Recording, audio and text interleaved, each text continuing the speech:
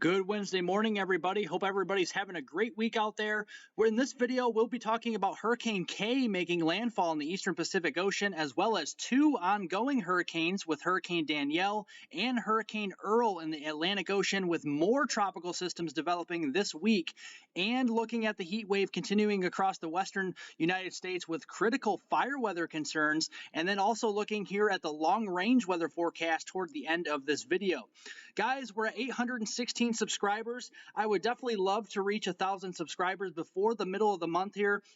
Before September 15th, I need your guys' help. If you guys find value, valuable information in my morning video updates, hit that subscribe button down below. It's definitely free to do so, and you guys will get all of my daily weather forecast updates every single morning. Again, I will cover the tropics, the winter weather, the spring, summer, and fall all year round for your weather forecast, and I definitely appreciate everybody joining here this morning.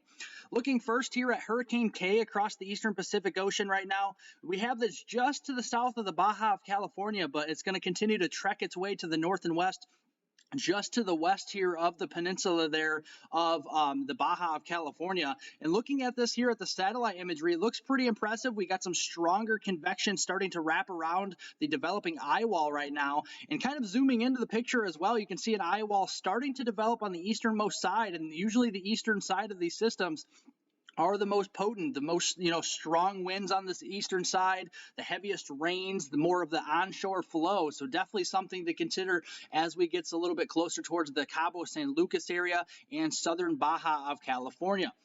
Looking at the official National Hurricane Center forecast here going through the next several days through this weekend, it looks to remain at hurricane status all the way through early on Friday morning, potentially even into Friday afternoon before starting to drop off into tropical storm status and then post-tropical depression status as it moves up towards southwestern California as we head into this weekend. So that will be something we'll be tracking. We do have tropical storm warnings across portions of central and southern portions there of Baja of California, even tropical storm watches extending up here further up into portions of central Baja of California as well, with the potential for tropical storm force winds and tropical storm impacts across these areas, as the main hurricane itself will kind of be just off to the west. So we'll continue to watch this. Looking at the intensity of Hurricane K, looks to remain a Category 1, if not a Category 2 system through the next 48 to 72 hours. Before it really starts to kind of weaken into a tropical storm and then a post-tropical depression as we head into this weekend and potentially even into early next week. So that will be something we'll monitor. Looking at the ICON model here, very good, very reliable model. Looking at this, a 975 millibar low pressure center this afternoon, just to the west-southwest of the Baja of California, with some of these tropical storm force winds starting to make inroads here to the southern Baja of California this afternoon. As we get into Thursday afternoon, a 979 millibar low pressure center, still a formidable hurricane potentially at this point, with still some strong winds, some onshore flow to near the Cabo San Lucas area, some heavier rainfall, and as well as those stronger waves out there as well, crashing in here to the western side of the Baja of California with that onshore flow. So we'll be watching that on Thursday. And then as we get into Friday afternoon, it'll start to weaken back to a tropical storm status, especially Friday afternoon, Friday evening, and then eventually dropping back to a tropical depression status as we get towards this weekend. So that will be something to watch. Looking at the significant wave heights with this, like I said, we have the onshore flow moving across these areas. With these hurricanes here, they move counterclockwise. So we definitely see a lot of this here onshore flow with the stronger waves moving inland here towards portions of the southern, end. There's the Baja of California with 30 to 35 foot waves potentially this afternoon, and then crashing right into central Baja of California, especially on the western side there, the western coast of the Baja there. We could be talking about wave heights around 30, 35 feet still as we head into Thursday. Looking as well here at the heavy rainfall potential, widespread heavy rainfall all up and down the peninsula there of the Baja. We can be talking about rainfall amounts between 3 and 7 inches potentially on the high end across portions of these areas, especially as you get up here into the northern peninsula of the Baja of California and getting closer towards that California state line. So we'll continue to watch that as we head here into the next few days. Very active across the Atlantic. We got two ongoing hurricanes. We got Hurricane Danielle across the North Atlantic and Hurricane Earl, which actually looks to become a major hurricane, a Category 3 or stronger as we head into the next few days. And then a couple more systems worth watching across portions of the South Central Atlantic, gaining some steam as we head towards the next 5 to 10 days as well into next week. So looking first at Hurricane Danielle, it looks to remain a hurricane all the way through here, Thursday morning, and then kind of weaken towards tropical storm status and kind of staying there, kind of sustained at a mid-grade tropical storm all the way through early next week as it kind of does a Fujiwara effect and kind of moves to the east. When I say Fujiwara effect, it has another upper level low coming across the North Atlantic, kind of dance around that upper level low and then kind of move eastward towards Europe as we head towards early next week. Looking more here at Hurricane and even major Hurricane Earl on the way across portions of the western and central Atlantic here. Right now, just a hurricane with winds sustained at 80 miles per hour, moving north at 7 miles per hour right now. Looks to become a major hurricane tomorrow evening and remain a major hurricane, at least a Category 3 strength, all the way through Friday evening, if not Saturday morning. So that will be something to watch. And again, maintaining hurricane status, at least Category 1 status, all the way through the middle of this weekend before dropping back to a tropical storm here all the way up to where Danielle is now. So definitely has a long ways to go. And looking at the tropical storm force winds arrival here in the Bermuda area, I think around Wednesday night into Thursday morning will be your highest impacts across these areas here in Bermuda, especially just east of the Bermuda Islands here. So that will be something to watch. Looking at the intensity, it looks to become a Category 3 storm here as we head into the next 48 to 72 hours, and really potentially some of these models still gaining strength up to a Category 4 strength potentially with this system. So that will be something to watch before kind of rapidly decreasing in intensity once we get to about, the next 5 to 10 days. So that will be something to watch as well. Again, mainly over the open waters. So again, we'll continue to watch it, but Bermuda is the main impact zone if it were to hit any land out there. And looking back here to the east, coming off of Africa, we got another 60% chance of another tropical depression, tropical storm developing in the next 5 to 10 days, and then a 20% chance of development of another tropical depression here or tropical storm coming off the African coast right now across the southern Atlantic as we head into the next 5 to 10 days as well. Looking at this with the satellite imagery, we got Hurricane Danielle with a clear eye wall here up to the north. We got an eye wall that'll be developing, I'm sure, here with Hurricane Earl, which will become major Hurricane Earl within the next 1 to 2 days. And then we got that system that has that 60% chance of development just coming off here of Africa into the southern Atlantic, and then that system behind that right now on the coast of Africa moving across the southern Atlantic as well. So very, very busy across the tropics right now. Looking at the icon model, we got Hurricane Danielle, Hurricane Earl, and then these two systems off to the east. As we get here as we get toward late this week on your Friday, we got Danielle still up here doing that Fujiwara effect here with another low pressure system. We got here a 946 millibar low with a major hurricane ongoing, potentially as strong as a Category 4 as we get toward Friday afternoon. And then we'll potentially be talking about a tropical depression across the southern Atlantic, and then another tropical depression potentially developing across this area just off the coast of Africa as we head toward Friday afternoon. And again, a couple more tropical depressions or storms could be propagating across the southern Atlantic as we move through the heart of this weekend. And then you got still a tropical storm, if not Hurricane Earl, still remaining just off into portions well up to the north here into portions of the North Atlantic Ocean as we head towards Sunday afternoon. And looking even longer range toward the middle of this month, towards the 13th, 14th, and even the 15th time frame of September.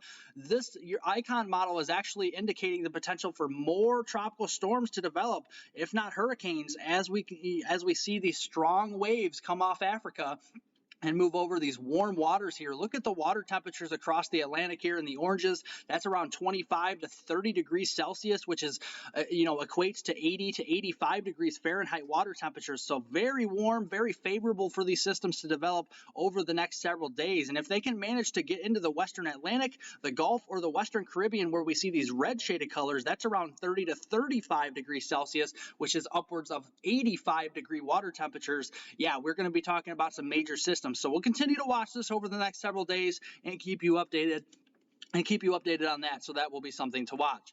Looking back here at the contiguous United States, lots of colors out west and the pink shaded colors across the entire state of Montana, much of western Wyoming, northern Idaho, getting back into the Pacific Northwest into Washington and Oregon, and even northern California. Those are red flag warnings, and this is about as widespread as I've seen red flag warnings in quite some time. In the orange shaded colors across the west coast there, we got heat advisories, and in the purples across much of California, southern Nevada, and western Arizona, that is actually an excessive heat warning where we could still see record high temperatures as we head through the next day or two across these areas.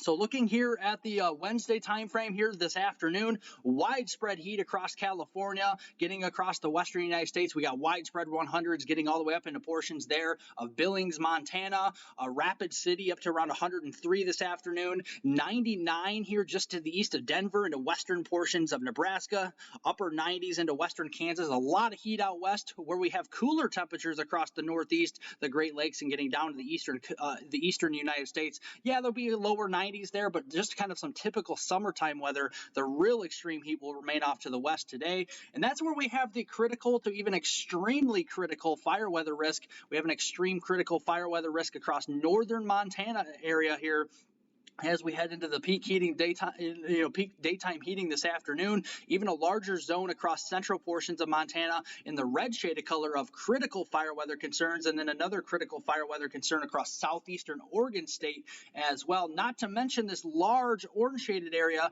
that is an elevated fire weather concern across these areas, across mainly the entire northern Rockies and Pacific Northwest. So again, no burning across these areas. Wildfires can spread very rapidly, and that really just continues into tomorrow. We'll see a major cool down across Montana. It'll be like night and day for portions of Montana. We're going to be in the hundreds today and back to the middle 70s tomorrow. So a big temperature swing across Montana, but yeah, we're still seeing widespread 100s, if not the 115 degree mark here across portions of central and southern California, southern Nevada, and western portions of Arizona as we head into your Thursday. And again, across some of these areas, we got elevated to critical fire weather concerns, especially into portions of southern Idaho, central portions, and west central Nebraska into southeastern South Dakota. Those are the critical fire weather concerns for your Thursday out there tomorrow.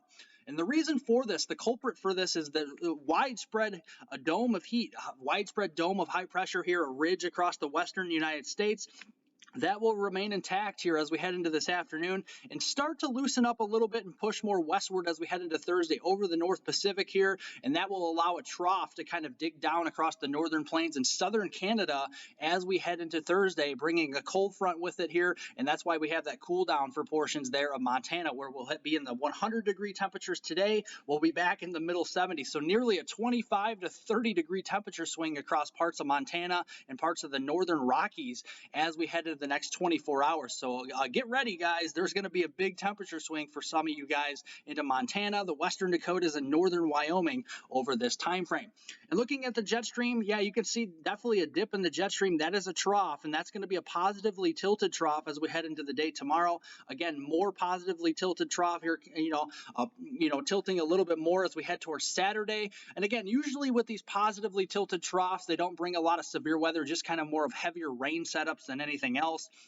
Then as we get into early next week, there are indications on the European forecast model and a lot of the other weather forecast models I've been looking at that we're going to have kind of a cutoff low. This trough is going to kind of move, kind of broaden out, and it's going to kind of, bring a low pressure system with it, and we'll have a cutoff low pressure system in the jet stream here across the upper Midwest and portions of the mid-Mississippi Valley and the Ohio Valley as we head into early next week, which could set up maybe a heavy rain potential. So let's track this here. Again, mainly some very isolated dry thunderstorms across these areas into the very far northern portions of North Dakota, back into Montana, into the northern Rockies as we head into Thursday afternoon along that cold front. A little bit more precipitation Friday afternoon here, kind of moving across the upper Midwest into Minnesota, northern Wisconsin, and towards Lake Superior there, across central portions there of Ontario, all the way back into the northern Rockies here into northeastern Wyoming.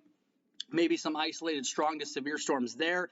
As we get into Saturday, this cold front will slowly continue to progress off to the east. More heavy rains across portions of Nebraska, western Iowa, all the way up into Lake Superior and eastern portions of Ontario. But as we get into early next week, we're seeing some of these, green shaded colors showing up across the Ohio Valley, the Mid-Atlantic, and the western Great Lakes here. This is about 1 to 1.5 standard deviations above climatology, and that does mean we're going to have a lot more heavy rainfall setups here for as early as Monday time frame, and really continuing into Tuesday with kind of a deformation rain band setting up across this area with that cutoff low pressure system early next week. And the European forecast model is going, producing some moderately heavy rainfall amounts across the upper Midwest, across especially east central Iowa, northwestern Illinois, and southwestern Wisconsin, all the way through the middle of the month here. Rainfall amounts there averaging around 2 to 4 inches. So some decent rains on the way there. Also some decent rains down here across portions of the southeast from Georgia into the Carolinas. Some widespread 1 to 3 inch rainfall amounts as well. And it's good to see some rainfall and moisture across the western United States. Compliments of Hurricane K bringing some moisture up across portions of these areas into Southern California. Yeah, Los Angeles, you guys could be approaching an inch of rain or more all the way through the middle of the month. So that will be some good news across these areas as well. Let's give you a little bit of an update here on the La Nina. Right now, it's still in very far into a moderate La Nina state right now. We're at negative 1.005, which is just around, negative 1.0, which is firmly in moderate La Nina status right now. And it's kind of, it kind of wavers up and down here, but generally kind of staying steady, kind of on the decline, kind of heading towards a stronger La Nina. We're not too far away from that right now. And you can see the bursts of some cooler waters across the equatorial Pacific, highlighting the La Nina conditions. And really over the last several days, it's just continued to strengthen ever so slightly. And you can see that with the cooler water temperatures just off the west coast here of South America and across the equator here in the equatorial Pacific, with those La Nina conditions persisting. So that will be something to watch.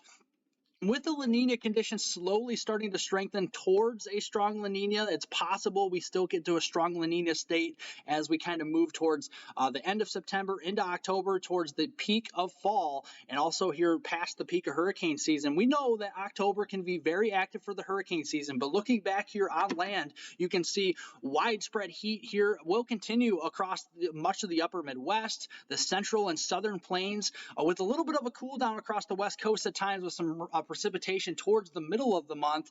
And again, looking at this here toward the very end of the month, the last week in September, much of the central part of the country across the Great Plains, the upper Midwest, much of the eastern side of the country is going to be very much above average, considering this time of year towards the end of September. Looking at it on the precipitation front here, drier than normal from Texas all the way up here the Mississippi River towards Chicago, toward Detroit, much of the Northeast here largely toward the middle of September. The more active jet stream will be across portions of the Rockies, the Pacific Northwest, and southern Canada during this time frame. And also portions of the southeast here with some of these tropical systems towards Florida, toward the Carolinas at times. It doesn't mean we're not going to see any rainfall from Texas to Illinois and stuff like that. It just means over this 7-day period from September 13th through the 20th, largely going to see slightly below normal precipitation here. And that continues a little bit towards the end of the month. There are signs that Texas, especially West Texas, towards portions here of the panhandle of Texas, western Oklahoma, we could see above normal precipitation towards the end of September, turning the page to October, slightly above normal across the upper Midwest as well, and getting pretty active across portions of British Columbia there, western Alberta, and portions of the Pacific Northwest toward the end of September as well, with drier conditions persisting across the eastern United States there, from the I-95 corridor from Boston to New York City, all the way down to portions there of Richmond, Virginia, towards that time frame as well. Thank you guys so much for watching. As always, remember to like it down below and, give it a thumbs up. Leave any comments, questions, concerns below. I'll get to those later on today. And guys, subscribe to the YouTube channel. We're almost 2,000 subscribers. Again, if you value my daily weather forecast updates, do press the subscribe button down below. It's free to do, and I definitely appreciate it. Have a great Wednesday, everybody, and I'll see you all in the next video.